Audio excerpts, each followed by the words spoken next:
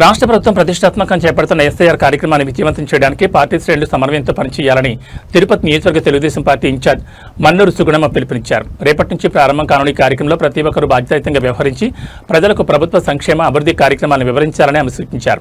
ఈ కార్యక్రమం సమర్థవంతంగా నిర్వహించేందుకు వీలుగా తెలుగుదేశం పార్టీ తరఫున పనిచేసే బిఎల్ఏలకు ఆమె నివాసంలో ఐడెంటిటీ కార్డులు అందజేశారు. పార్టీ బలోపేతం, ప్రజలతో మరింత అనుబంధం పెంపొందించడంలో ఈ ఎస్ఐఆర్ కార్యక్రమం కీలక పాత్ర పోషిస్తుందని నాయకులు మరియు కార్యకర్తలు అందరూ సమిష్టిగా కృషి చేయాలని పేర్కొన్నారు. ఈ సమావేశంలో cluster in charge Bullet Ramana, Munishekar Rayal మరియు బూత్ కన్వీనర్లు, కార్యకర్తలు పాల్గొన్నారు. సరే ఎవరనేది ప్రస్ఫుటంగా తెలిసినట్లయితే వేరే వాళ్ళు వచ్చి దీంట్లో ఎంటర్ కాకుండా మరి వేరే వాళ్ళు కోవర్ట్లు కూడా వచ్చేసి ఇవి తీసుకొని వాళ్ళు కూడా మనమేం చేస్తున్నాము, మన ప్లాన్లన్నీ కూడా వాళ్ళు తెలుసుకొని మనల్ని నష్టపరిచేదానికి అవకాశం ఉంటుంది. కాబట్టి ఈ విధంగా మరి బిఎల్ఏసి కూడా కార్డ్స్ ఇస్తున్నాము. మీరు మీ బిఎల్ఓతో వెళ్ళేటప్పుడు, వార్డులోకి వెళ్ళేటప్పుడు మీరు ఈ కార్డు చేతి పెట్టుకొని మెళ్ళ వేసుకొని వెళ్తే మీకు ఒక గుర్తింపు, మీకు ఒక వాళ్ళ అధికారులు కూడా ఇప్పుడు కలెక్టర్ గారికి కూడా ఈ లిస్ట్ అంతా పంపిస్తాం. కాబట్టి ఆయన దగ్గర నుంచి ఎలక్షన్ కమిషన్కి వెళ్తుంది. ఎలక్షన్ కమిషన్కి ఢిల్లీలో సిఈసిలో నోట్ అవుతుంది.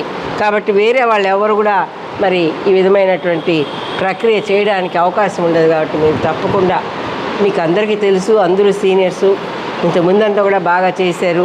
దీని తర్వాత మళ్ళా జూలై 18 ఇదంతా కూడా ఈ నెల రోజు సాగుతుంది. ఈ 15 నుంచి 18 వరకు.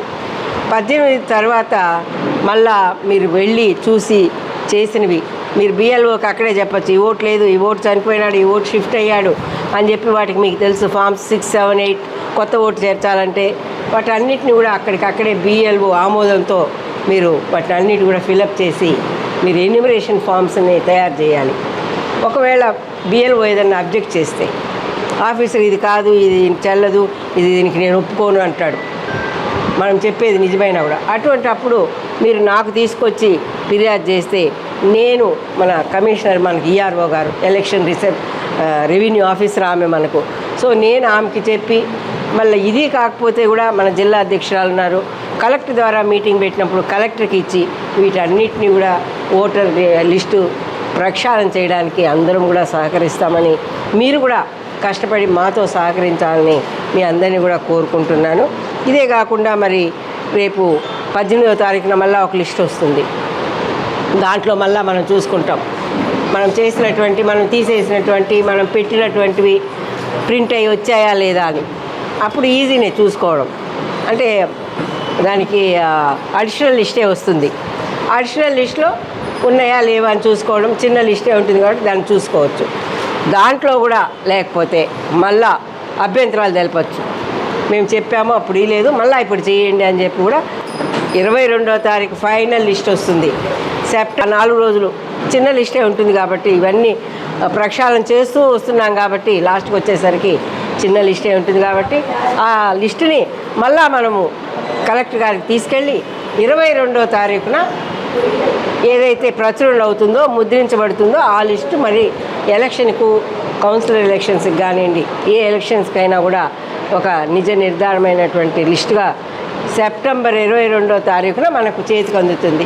అది అసలైన ఓటర్ లిస్టు.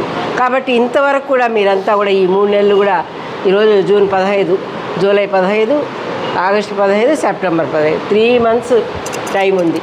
ఈ 3 మంత్స్లో ఇవన్నీ కూడా చేసి మనం 18వ తారీఖు ఒక కరెక్ట్ లిస్ట్ కనుక తీసుకోగలిగితే తప్పకుండా తెలుగుదేశం పార్టీనే తిరుపతి నగరంలో కానివ్వండి, రాష్ట్రంలో కానివ్వండి పరిపాలన కొనసాగించేదానికి అవకాశం కల్పించేది మీరే అని, కల్పించాలని మిమ్మల్ని కోరుకుంటూ మరొకసారి అందరికీ ధన్యవాదాలతో